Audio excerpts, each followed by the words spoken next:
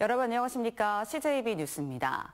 거두지 못하는 미련, 지난주 보도한 청주시가 협약을 맺고 지켜보고 있는 전통 공예문화예술촌, 이른바 공예촌 조성 사업이 딱 그렇습니다.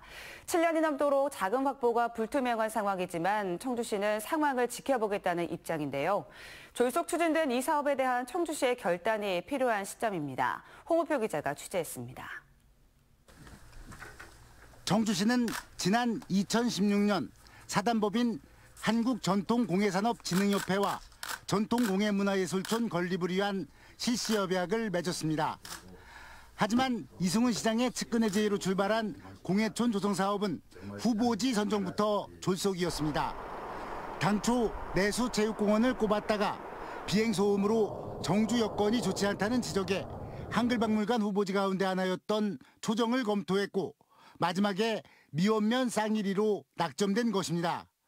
그 사이 2018년에는 1972억 원의 생산 유발효과, 연 110만 명의 관광객 유치 효과가 있을 것이라는 연구 용역 결과도 나왔습니다. 당시 청주시는 공예촌 조성에 도로, 상하수도 등 455억 원의 기반시설 투자를 약속했습니다. 하지만 그뿐이었습니다. 공예협회 측이 40억 원의 대출을 포함 60억 원을 들여 땅을 사놓고는 사업에 진척이 없는 것입니다. PF 대출을 받는데 연일 실패하고 있는 것입니다. 이유는 용역 결과와는 다른 사업성 때문입니다. 금융기관의 입장에서는 문화산업단지 지정을 받았지만 생소한 공예촌 건립에 2,800억 원을 투자할 경우 수익은커녕 원금 손실을 우려할 수밖에 없습니다. 게다가 현재 부동산 담보대출 이자도 연체돼 있고 경매 절차가 진행될 정도로 자금 사정은 더욱 악화돼 있습니다. 설령 PF 대출을 받더라도 연 14%의 금리와 각종 수수료를 감당할 수 있을지도 의문입니다. 공예협회 측은 4월 총선 이후 한 건설사를 의지해 브릿지론과 본 PF 대출을 일으키겠다는 구상을 내놓고 있는데 청주시도 여전히 이를 지켜보겠다는 입장이어서 물러서지 않고 있습니다. 이승훈, 한범덕 시장을 거쳐 이범석 시장까지 3명의 시장을 거치면서도 공전을 하고 있는 공예촌 조성 사업. 지금이라도 데드라인을 정해놓고 문화산업단지의 성격을 새로 규정하든 대체 사업을 모색하든 출구 전략을 세워야 할 때입니다. CJB 홍우표입니다.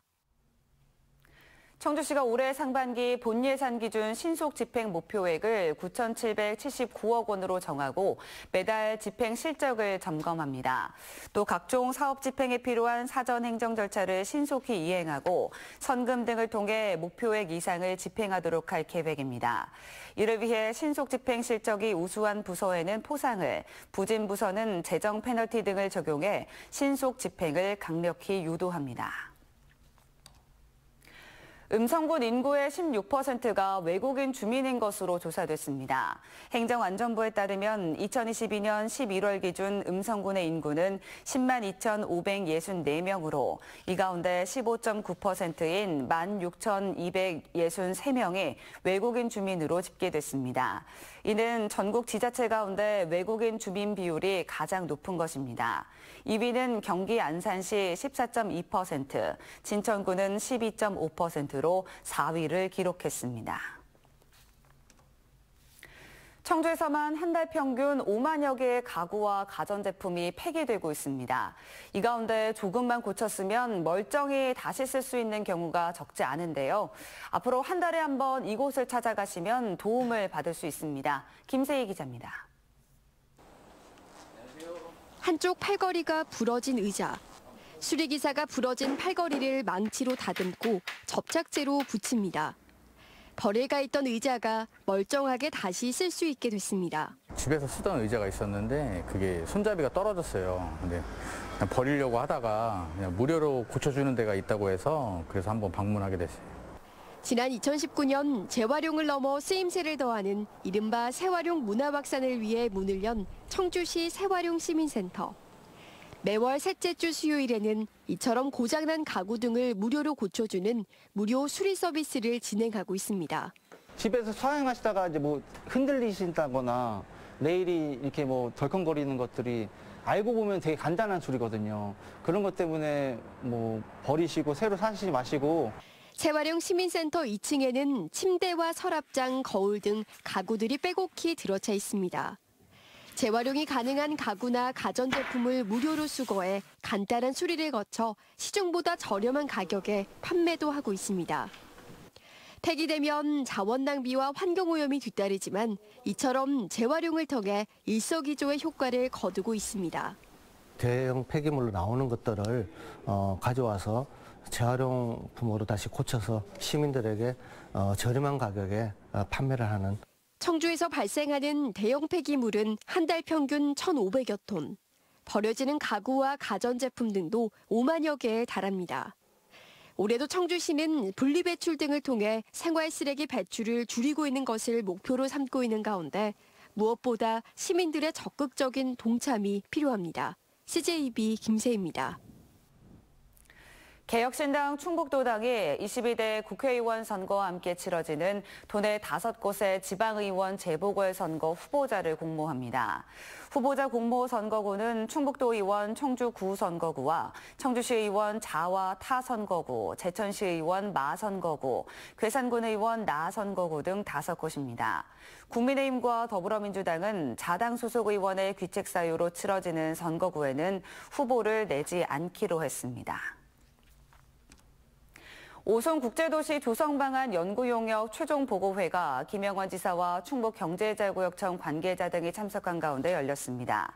이번 최종 보고회에서는 오송국제도시의 목표를 아시아 최고의 바이오 산업 허브로 정하고 글로벌 산업 경쟁력 고도화와 세계 최고 수준의 도시 인프라 조성, 글로벌 투자 환경 개선 등 5대 추진 전략과 52개 세부 이행 과제가 발표됐습니다. 충청북도는 이번에 제시된 마스터 플랜의 체계적인 이행을 통해 오송을 글로벌 비즈니스의 허브 도시로 조성해 나갈 계획입니다. 해마다 버려지는 유기동물의 수가 10만 마리를 넘어섰는데요. 보호소에 입소한 유기동물들이 생존하려면 입양이 필수지만 입양률은 매년 낮아지는 게 현실입니다. 충주시가 유기동물에 대한 인식과 입양률을 높이기 위해 지원을 강화하기로 했습니다. 안정은 기자가 보도합니다. 충주시가 직영하는 반려동물 보호센터입니다. 유기되거나 유실된 동물 45마리를 수용할 수 있는 시설로 소형견부터 대형견까지 종류도 다양합니다. 대부분 주민신고로 포획되는데 휴가철과 명절 전후 입소 건수가 급증합니다. 명절 전 한 1월 말 정도에 굉장히 많이 유기견들이 입소를 했어요. 그래서 그 시기 때는 항상 한 30-40마리씩 들어오는 것 같아요. 입소된 동물들은 보호자가 찾을 수 있도록 열흘 동안 공고되지만 원가정으로 돌아가는 비율은 20%도 안 됩니다. 최대 4개월의 보호기간 후 안락사 없이 생존하기 위해선 입양자를 찾는 게 필수입니다. 이제 나이가 먹으니까 저게 또 재롱 부리는 게 좋더라고요. 이제 애들도 이제 다 나가고 그러니까. 고양이랑 같이 이제 딸이 되게 이렇게 정이 들고 좋아하는 걸 보면서 딸한테 좀 안정감을 주고 싶다 이런 생각 때문에. 하지만 유기동물을 입양하는 사람들은 해마다 줄고 있습니다. 충주시 반려동물 보호센터의 경우 4년새 입양률은 9%포인트 하락한 반면 안락사 비율은 9%포인트 상승했기 때문입니다. 유기동물의 입양을 활성화하기 위해 충주시가 입양비 지원 사업을 강화하기로 했습니다. 올해부터 입양동물의 내장칩 동물 등록비 전액을 지원하고 각종 진료비와 미용 비용의 60%를 돌려주는 겁니다. 영수증, 그다음에 동물 등록 사본, 통장 사본 등 그 관련 서류를 가지고 오셔 축수상과에 방문을 해주시면 저희가 최대 마리당 15만 원까지 지원을 해드리는 사업이 있습니다. 또 보호소에 더 이상 머물 수 없는 동물들은 전국 구호단체에 인계해 국내외 입양도 추진할 계획입니다. 반려동물 인구의 증가와 함께 유기동물 입양에 대한 올바른 인식과 정책도 더욱 중요해지고 있습니다. CJB 안정은입니다. 충청북도와 농협 충북본부, 충북문화재단이 올해로 2년차를 맞은 문화소비 365 사업의 성공적인 운영을 위한 업무 협약을 체결했습니다. 문화소비 365는 도내에서 개최되는 공연과 전시, 영화 관람, 지역 서점 이용 시 10만 원 한도 내에서 20%를 할인해주는 제도로 올해는 공방과 문화센터 등 문화체험 활동도 추가했습니다. 문화소비 365 가입을 원하는 도민은 다음 달부터 농협카드 홈페이지나 앱을 통해 신청할 수 있으며 현재 160여 곳이 가맹점으로 등록돼 있습니다.